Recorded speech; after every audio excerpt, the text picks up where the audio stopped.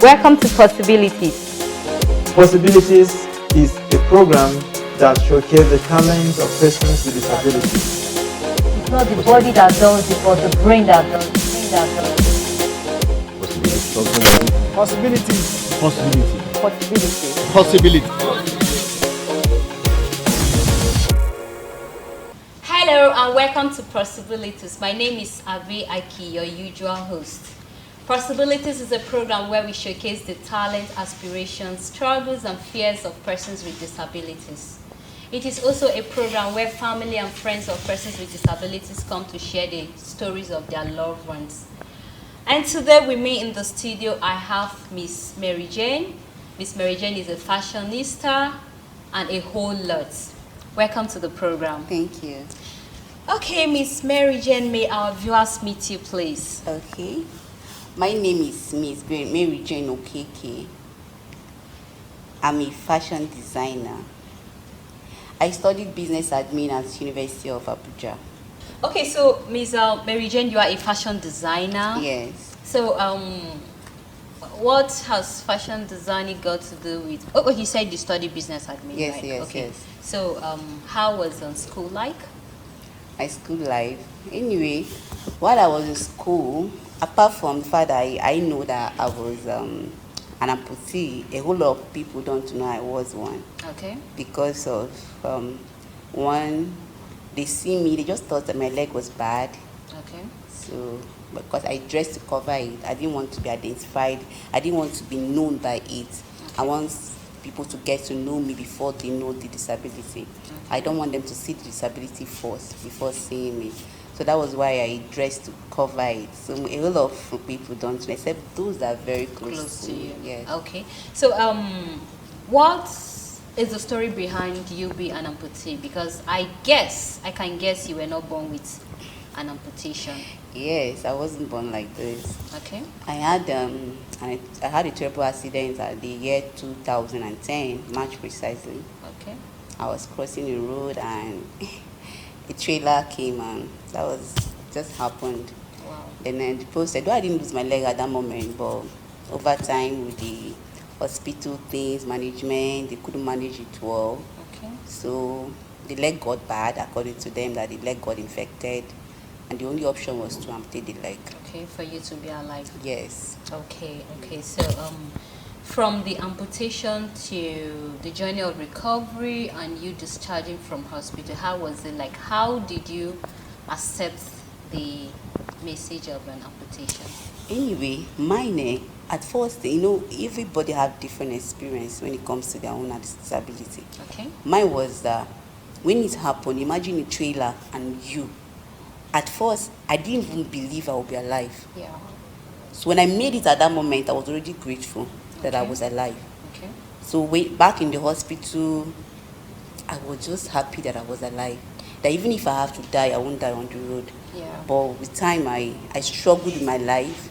I died and came back. Yeah. And this is my life right now. So I accepted it with joy. Like if I'm going to live, I had it in mind that if I'm going to live, let me live and make my life right. Okay. Then even if I die, I will make heaven. So that was the way I think. I didn't know life would continue. I have to live my normal life. I didn't think like that. All I was thinking is that, okay, at least I didn't die on the road. If I make it, if I'm going to die later, maybe I die and make heaven. All right. That was just the mindset. And then over time, I find out that life continues. Like I have to continue with my life. Okay. That it doesn't just stop at there. I went back. I thought about going back to school. And though it wasn't easy, like yeah. I couldn't do the things I used to do. Okay. So adopting was not very easy for me. My family was like, maybe I should just go home and they would just take me to the village. I would just stay there till I die or all that. That's but serious. I thank God I have good friends. Okay. Would have shared my dreams with over time. Like we have discussed what I want to be. Yeah. And she still believes I can do all that. And I didn't believe myself. Okay. So she would tell me, you are there. Because I would wake up, I would be crying. I don't know what to do. And she'll be like, though I don't have a role model, I don't have somebody I would look up to and say, okay, if this person can make it, me too, I can make it. People I see, they're on the street begging. So, and the family, the kind of thoughts I was hearing, the kind of words I was hearing was not encouraging. So, on my mind, I thought that was the end. Wow. And then, when she told me, you can do that. If I have to run in an hour, you run in 2 hours. Why not start on time? You get to wherever you want to get to. Your dreams, you can still make them. God spared your life. Do you think a whole lot of people will make it with all that you've gone through? Yeah. You know, she started giving me hope and just the word. And for the fact that she believed I could make it, and that was it. I picked up from where I stopped. From your talk just recently, you said you didn't have a role model to look up to, and you had your friend there for you. Yeah, my friend was an able person. I mean, you know, the way the society see these things, like when your leg or any part of your body is gone, that is the end of your life. Like you are barely existing. That's the way people around me were saying it. Okay. And me too, at that moment, before I Became here like amputee, this, yeah. I didn't see anybody that I could, you know, that inspired me. Okay. And I didn't see, and most people I saw, like I said, probably on the street begging. Yeah. So, you know, people tend to reduce it like that. When it happened to you, be beg on the street. I didn't want to live my life begging. So that was just I didn't have somebody I would say, okay, if this person can make it, I too can. All the same, we thank God for good friends. Yes. And God gave you one. Yes. Okay, how about your parents, your immediate environment? How did they receive the message, and how was the treatment like? Your family? It wasn't good because they've given up that I might not get married, that nothing good might actually come out of my life anymore. They looked at it that, you know, there's a parable they keep saying that being alive is better than dead, but not that kind of life they are thinking. So I didn't really get much from them anyway. I didn't get much from them, but like I said, just this friend. Yeah. Because me, I'm a very reserved person. Okay. So most times it's just people I trust I can confide in. So I confided in my friends the things I wanted to be, the things I wanted to do. So that's maybe because I confided in her and she saw the passion of what I was doing to see that I achieved that. There was a whole lot of barriers before then, like my family not being able to help me become what I want to be. Yeah. That was already a barrier. Exactly. So when I shared It's a those great things one. when I shared those things with her, that like I want to do this to become this. So when this now happened, there was like I've been trying to do a whole lot of things for myself without any help, and now that this thing happened, would I be able to make it again? That was the mindset. If I have my 2 legs, I could not do the things I wanted to do. Is it now with one I could do it? So that was now the challenge. But my friend now, like I said, that friend, she really helps me. Oh God, we thank God for good friends. Yes. In the course of life, did you face any form of discrimination? Can you remember any incident that you want to share with us? They see their disability before they see you. Yeah. And they perceive it in a way that you can't do much. You understand? Can't you see Alex? She will not do anything. But the one that I know that touched me in a way, like I said, like when I said school period, nobody actually knew what was it. But like the one that touched me in a way was in a relationship I was in. And the guy having to tell me that his parents might not accept me because of the leg. Yeah. It's hot. I can imagine. Yes. Wow. Okay, so we're in the era of the pandemic, the coronavirus and all of that. So before the coronavirus, what were you doing? And now that the coronavirus have come and is staying with us, how are you managing yourself, disability, and your fashion world? I was doing my fashion things and all that. The only thing I know I did differently was probably to add the face mask. Most of my customers' clothes that I made for them, like is what we need to do. So most times buying these things, and most of them still want to maintain their looks. They still want to look beautiful in their fashion. So most times I want to combine, as in like use some of their fabrics to make face masks for them. And like if you're good at what you do, you'll still be selling. Yeah. Just pick what you want to do and do it right. The pandemic has not been easy. I have a whole lot of customers who now, maybe most of them, they are no longer working because they are Some of them are working in schools and all that. Okay. And then, okay, I should be sewing school uniform very soon, but I can't now because of the it's pandemic. So it's really affected the business. Yeah. But what can we do? We are doing it, and God has been helping us. And another thing again is that I had more people learning under me too, Okay. because a whole lot of students are at home. Yes. They're not doing much, so it added to the number of people that I'm training. Okay. Okay, because most of them that are in secondary school, Okay. and some that are high institution. Like I have 2 people that are high institution now, because the pandemic they cannot go back to school, so they're using this period wisely. They are with me too. Wow, so that just added to. So the pandemic has a kind of little disadvantage and more advantage on you. Yes, in the learning, yes. That's interesting. Okay, so Mary Jane, a fashion designer. Yeah.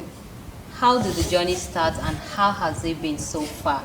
And someone with just one leg, I don't know how you managed to do it. Everything is in the mind. Okay.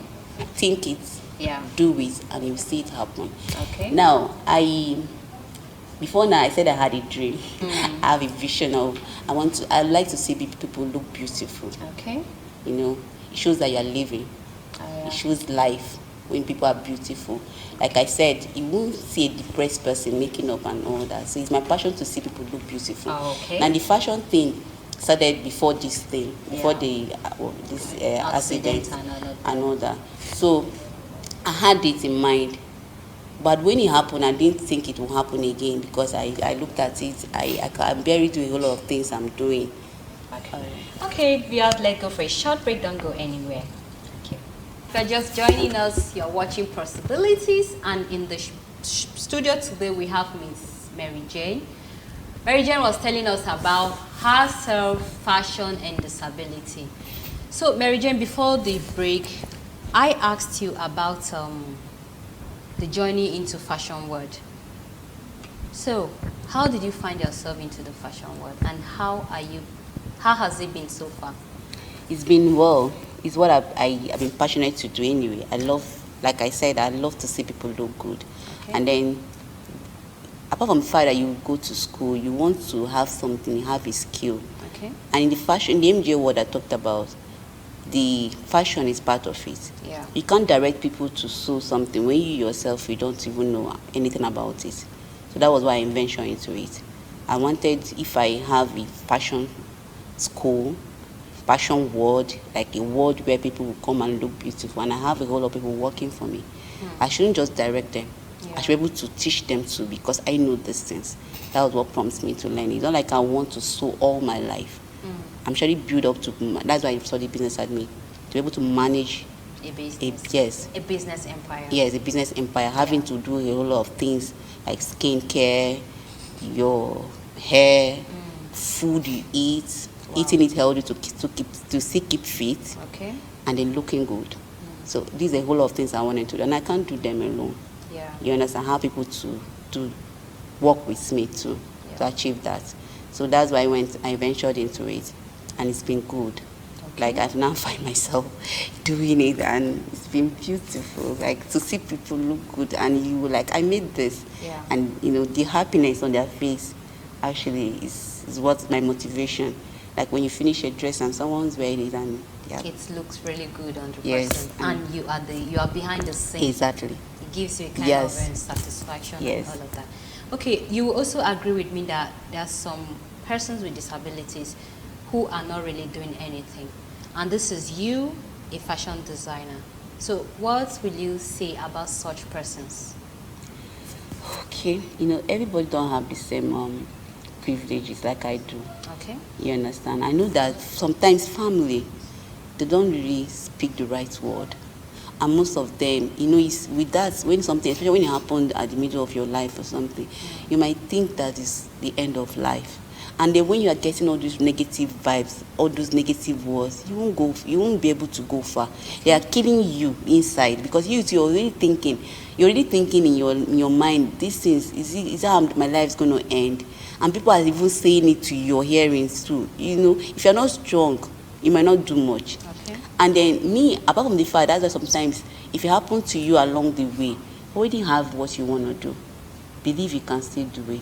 The only different thing now is I do them differently. Okay. You understand? Do my fashion, you might do your own, but I do it different because I'm unique on my own. Yeah. So when it happened to you, there's still something you wanted to do. There's still something you are passionate about. Still go ahead. It starts from the mind. You think it, you do it. But the thing there is that you might want to do it the way you used to do it before. If you can't do it, think of another way. Sometimes take a step, you see that you get those things done. Okay. Don't think that is the end of your life. It's not. As a matter of fact, it's a new beginning. Yeah. So in every disadvantage, there's an advantage. Use it wisely. That's what I Okay. have to say. Today, it's World Youth International Day. The world is celebrating youth all over. So we have youth with disability. Do you see a future for youth with disability? Yes, I do. Okay. I do because I have people like you. Okay. You understand? Who other people can look up to and say, if you are doing what you are doing, Yeah. I too can do it. I know I have been a role model to some people that this thing happened at the point in their life too. So they believe that if I can do it, then too can do it. I have a friend that I met when her own happened. I reached out to her. I know how she was thinking because I thought the same thing too. It's a process. I went through that same process, but I went it before her. Yeah. So what I did was to lead her in the right channel. She's learning makeup and she's good now. I think she's learning makeup and salon. As at last time she has finished. She's doing it. Now if she can do it too, if it happens that it happens to anybody along the way too, you can. If this person can do it, you can do it. We all can do it. And with people like me and you too, there's a future. Yeah. Because at least you have a voice. You can tell them you can do it. Oh, yeah. All we needed to hear is you can Do it. Exactly. I think you're right there. Okay, so what advice do you have for parents and families who don't support their loved ones with disability, who keep killing their dreams by what they say to them? What advice do you have to such parents, families?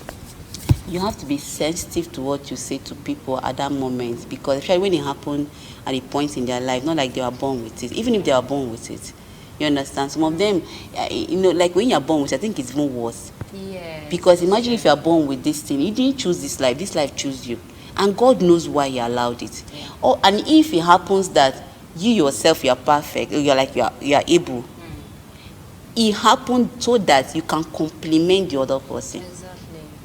You understand? Now, if you have someone like that, all you needed to do, if they are a child, look into them. There's something they like doing. There's something you see that they do with joy, and they are good at it. Why not channel their energy to that? We won't do everything. We just one thing we'll do. Do your quarter. One. And if every one of us keep doing our quarter, the world will be a better place. And the economy will improve. Exactly. There's always what one can do. The only thing is just a right direction. Like direct this person if he's a child. And then if he's an adult, just think of a way to do it differently than the way you used to do it before. But there's a whole lot of future if we can see it. And I'm telling you, we can. Yeah. We can, and it's there. All we needed to do is to think it. If we think it Act on it. and do it, you'll see it happen. Okay, so how about persons with disabilities themselves? What message do you have for them? The message I have for them is that don't give up. If God didn't give up on you, don't give up on yourself. Okay. And I never knew I was this strong until this thing happened. There's an inner strength. Yeah. Just exploit them. God didn't allow this thing to happen to you because He was wicked, but it's for a blessing to man. And you doing itself is a wonder. Like me to myself, I will see some people without hands, the things they do. I wonder. Exactly. You understand? I wonder at what they do, and it marvels me, and I'm inspired. Yeah, so think it. The only thing is that most times we lock ourselves up. I know it's not easy. The society has not really been supportive, but use yourself. Don't give up on yourself. It's not over until it's over. If there is life, then everything is possible. All you need is life and good health. The fact that you are disabled doesn't mean you are sick. It doesn't mean you are sick. It's just that you don't do things. I say doing it differently. That is just how it is. If it happened in my hand okay, and then your own is leg. It's just that you do things differently than the way I do it, but we still get things done. Exactly. Just think it and do it. Okay, you can check around the society right now. We have issues of gender-based violence, rape here and there. Okay, so what do you think? Do you think young girls with disability are at more risk of this rape issue going on, or what? Yes. Okay, so and what do you think can be done to kill the disease? One Because is I call it a disease because it's so rampant. It's spreading just like a pandemic. You hear a case of rape here, you go here, you hear a case of rape, and it's alarming. imagine if you lock a young girl up inside the house, and there's a young man going around doing nothing. You will feed on the child because that girl now is vulnerable. One, she cannot even feed for herself. Yeah. And these things have killed her self-esteem. You know, livelihood, having something to contribute gives joy. Like you are the reason why this thing happened. It has a fulfilling, it gives you a satisfaction that I was part of this. And then you lock a young girl because she's having one form of deformity and lock her inside. You're not trying to engage her on something. If you are the caregiver, and like I said, there's always something one can do. Sometimes ask them, and if they cannot answer, you too, you can observe that sometimes some people like singing. Exactly. Anything, whether hobby can turn to money. Just use it wisely. Now, if you lock a young child inside, a young girl child inside the house, and she's full developed, and then a young man is having around doing nothing, maybe those even taking care of them too. That's what causes these things. When there's an I do mind somewhere, it happens. Yeah. Because you conceive them, go and do this, and you start doing it. You're right. So I think they should engage them, find something and engage them. And again, if there's if they can have an emergency a call to reach out to, because imagine if I'm in an abusive home, I don't have anybody to talk to. Who would I talk to? I would just think it's normal. Even the society itself is not even helping. So you just be dealing with these things, adding to the disability. It's not fair.